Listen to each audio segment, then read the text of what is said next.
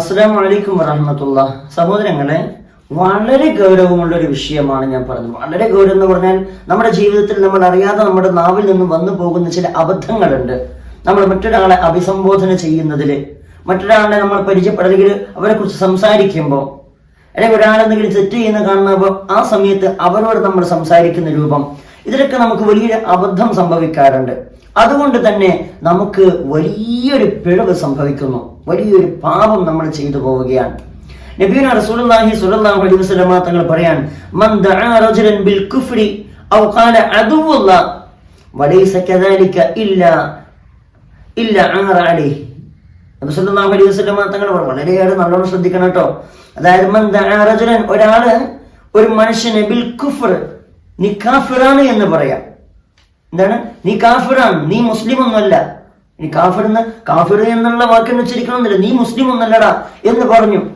അതല്ലെങ്കിൽ ഔ ഖാല അദുവുല്ലാഹ്, നീ അള്ളാഹുവിന്റെ ശത്രുവാണ്, അല്ലെങ്കിൽ അള്ളാഹു നിന്നെ ശപിച്ചിരിക്കുന്നു, അല്ലെങ്കിൽ അള്ളാഹു നിന്നെ വെറുത്തിരിക്കുന്നു എന്നൊക്കെ നമ്മൾ പറയാം.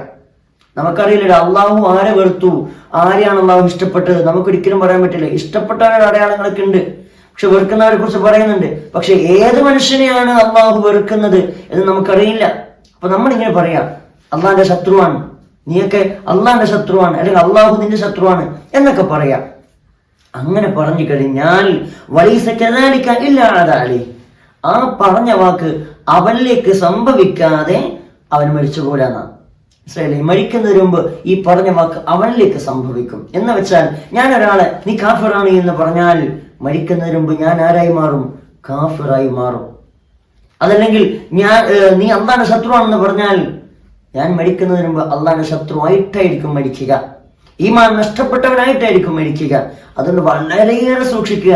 ഒരാളോട് സംസാരിക്കുമ്പോൾ അങ്ങനെയുള്ള പദങ്ങൾ വരാതിരിക്കാൻ വേണ്ടി ശ്രമിക്കണം. അല്ലെങ്കിൽ നമ്മുടെ ഈ ജീവിതം നമുക്ക് നഷ്ടപ്പെട്ടു പോകും. അള്ളാഹു നമ്മളെയൊക്കെ കാത്തുരക്ഷിക്കട്ടെ.